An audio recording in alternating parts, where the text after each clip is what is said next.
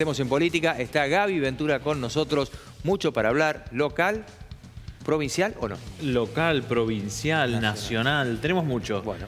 Vamos a arrancar con algo que se confirmó hace algunos minutos y ya nos metemos en el tema que adelantabas, que tiene que ver con lo que dijo el ministro de Economía y candidato a la presidencia en cuanto al dólar. Pero mañana vamos a tener visitas en este miércoles 11 porque viene otro precandidato a la presidencia que es Juan Schiaretti. Va a estar en la ciudad después de su debate presidencial, donde decíamos ayer estuvo acompañado por Eduardo Castelo y también estuvo acompañado por Marcos Bobo, entre otra comitiva, 30 tenían cada uno para llevar. Va a venir mañana, miércoles 11, para reunirse con empresarios. Algo había hecho ya Schiaretti en las primarias, de venir, de contar su proyecto, y algo sigue haciendo durante estas semanas en Córdoba.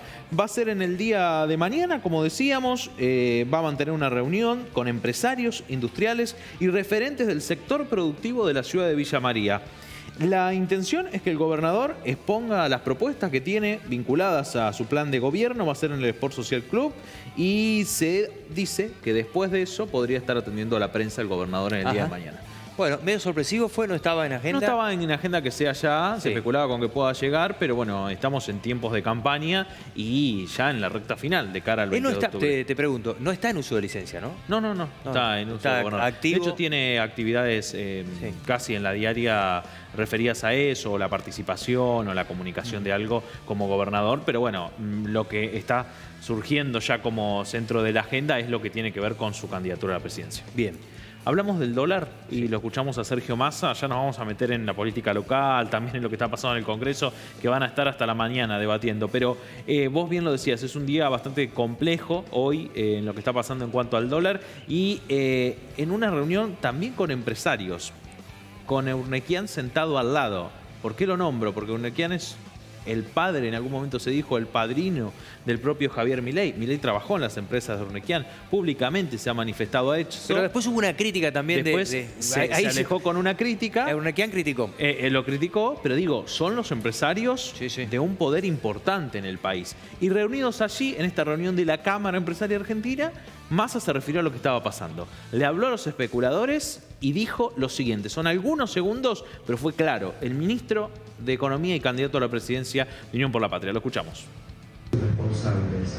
Y con el poder del Estado hay que ponerle límite a los delincuentes que juegan con el patrimonio y el ahorro de la gente. Y yo puedo ganar o perder una elección, porque eso es responsables. Y con el poder del Estado hay que ponerle límite a los delincuentes que juegan con el patrimonio y el ahorro de la gente. Y yo puedo ganar o perder una elección, porque eso es secundario. Pero tengan la plena seguridad de que de acá al 10 de diciembre me voy a ocupar de ver esos 4 o 5 pícaros en cana. Y se los digo para que después no empecemos, porque se atacan al mercado, las libertades. Hasta que no los vea presos, no paro.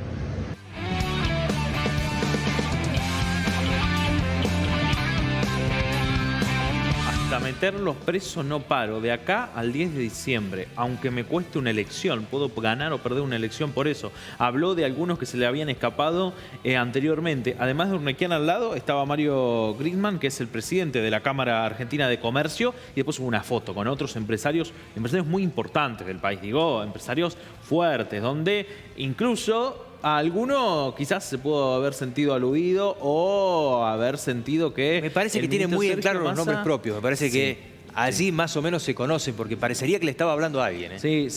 Y no habla más de 3 o 4 personas. A las especulaciones, sí, exactamente. Se refirió, dijo, son muy pocos y se pueden contar. Bueno, creo que estas declaraciones de Massa, que nunca olvidemos que es el ministro de Economía, que también está buscando la presidencia de la Nación y en este contexto lo que está pasando. Hace una cosa es hablarle, una cosa es hablarle a los empresarios, digamos, frente a los empresarios, otra cosa es tenerlos sentados en la mesa, como decís vos, primera línea acompañando. Sí, primera línea acompañando allí, digamos. Estar ahí y decir lo que dijo. Massa es un hombre muy hábil, digo, y sabe muy bien lo que dice, a quién se lo dice y en qué lugar lo dice también. Así que me parece que es importante esto que destacaba Héctor, sentado al lado, y también en la foto que después se compartió.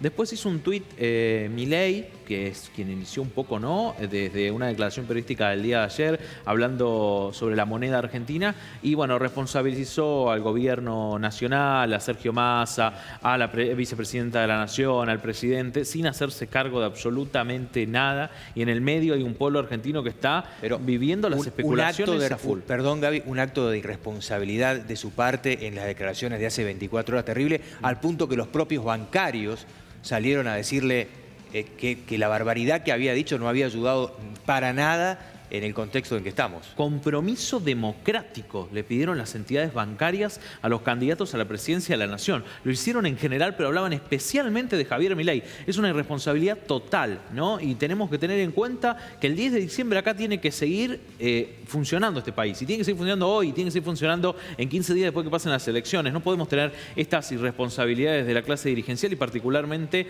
de un hombre como Javier Milei que quiere ir en contra del Estado y también de los argentinos y las argentinas. Parecería que es su naturaleza, porque en algún momento, lo habíamos visto en los debates, estaba algo más conservador, pero en algún momento se le tenía que escapar lo que es su naturaleza, de confrontar de esa manera y una situación de irresponsabilidad, como lo marcaban los bancarios, de decir lo que dijo con respecto a plazo fijo, de tratar a la plata argentina de excremento.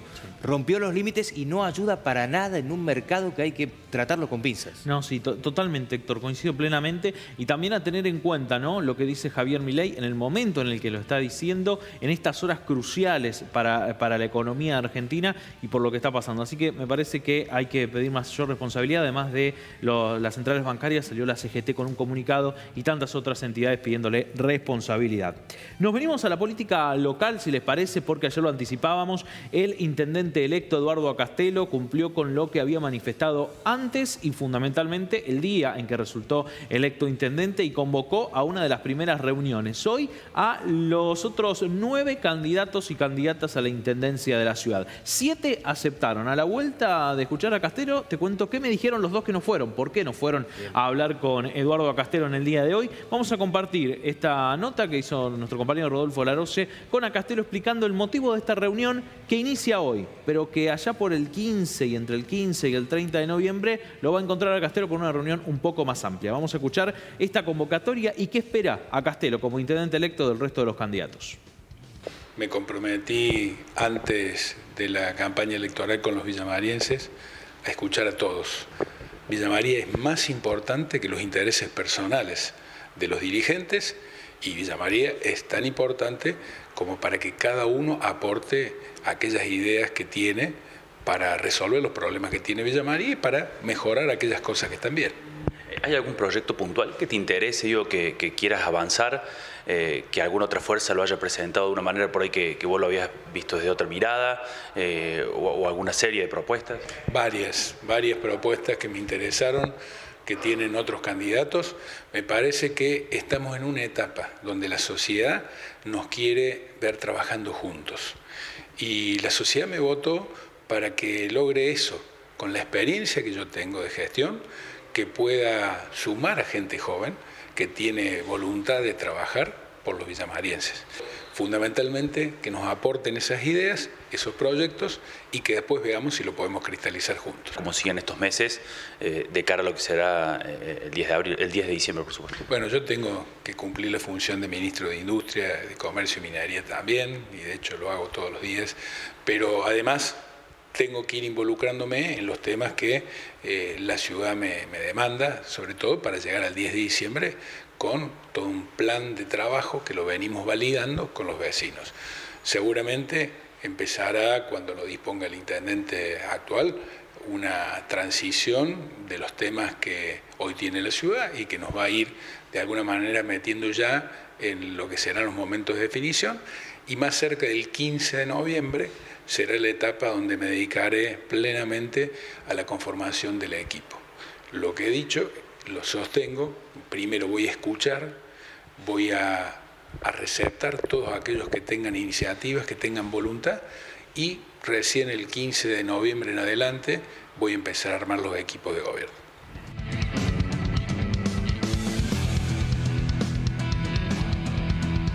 Bueno, llamó a sus pares en algún momento, hoy eres el electo, pero en sus pares en la contienda para ver quién llegaba.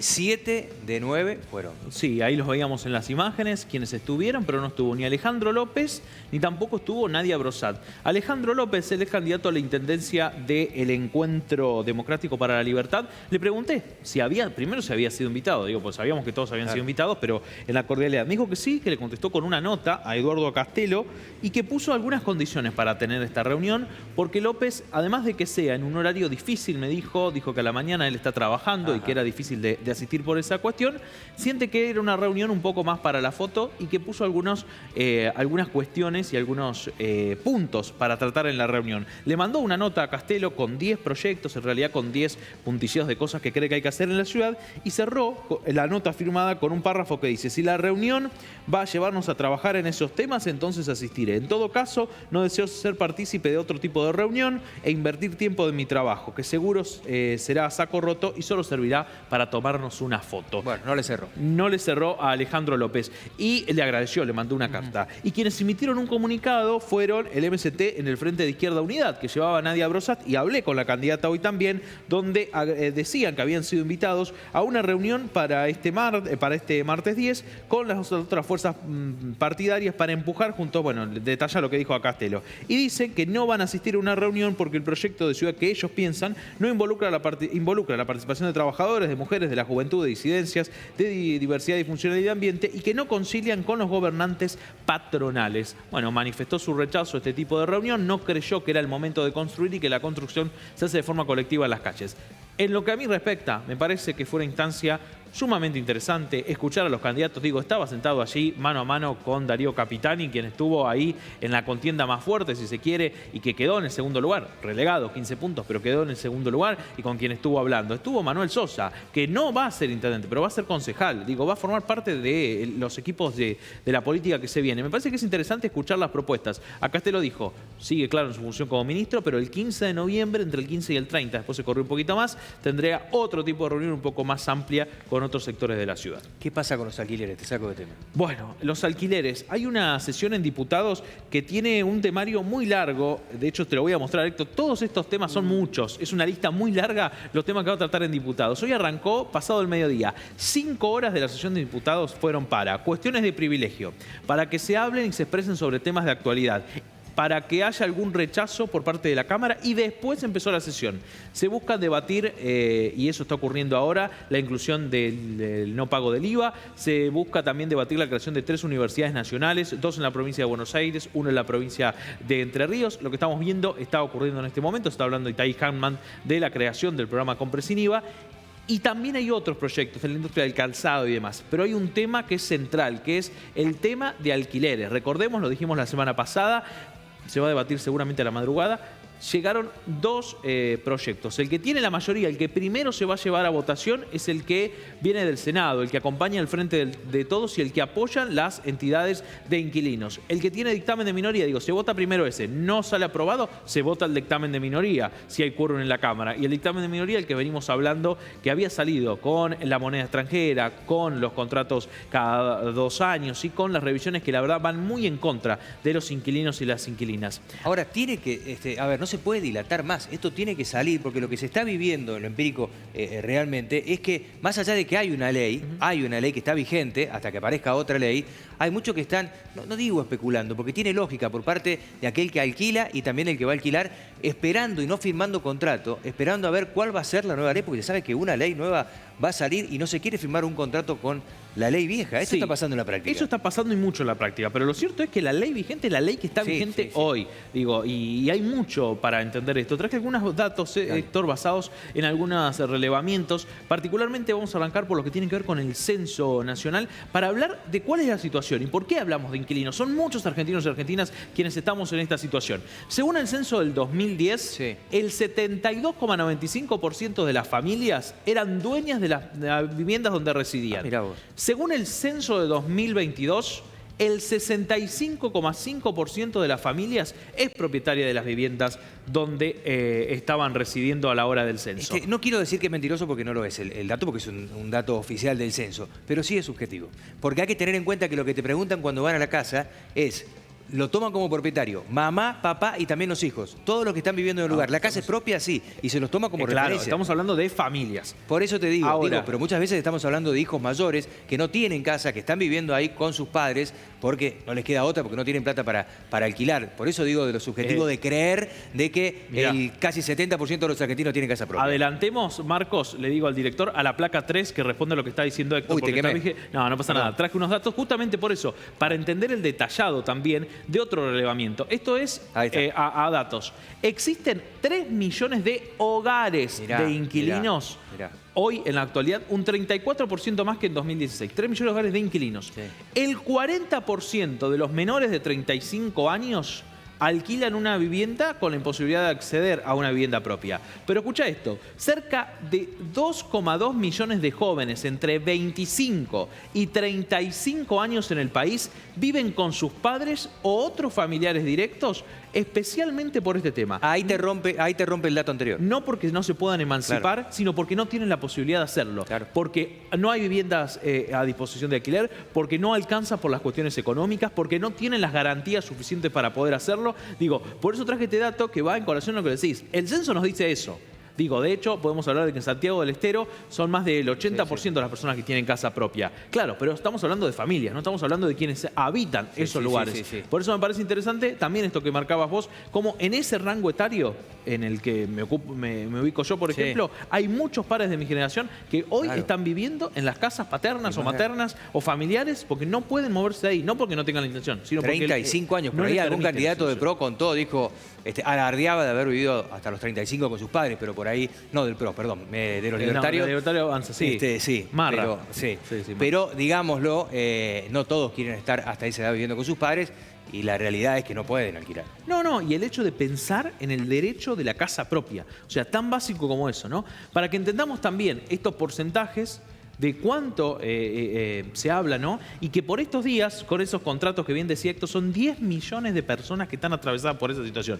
Por no saber qué va a pasar, hay gente que se termina el contrato en diciembre, imagínense con el cambio de gobierno, se le termina en enero, y personas que se terminan por estos días y son víctimas de la especulación del mercado inmobiliario y también de muchas personas que hoy estamos dando la cámara. Seguramente la votación llega a la madrugada y están contando votos hasta último momento para saber qué proyecto termina saliendo. Bien, gracias Gaby. No, por favor. Información internacional, nos vamos a ir a hablar directamente de la guerra. Nos vamos a Medio Oriente, parte de hoy.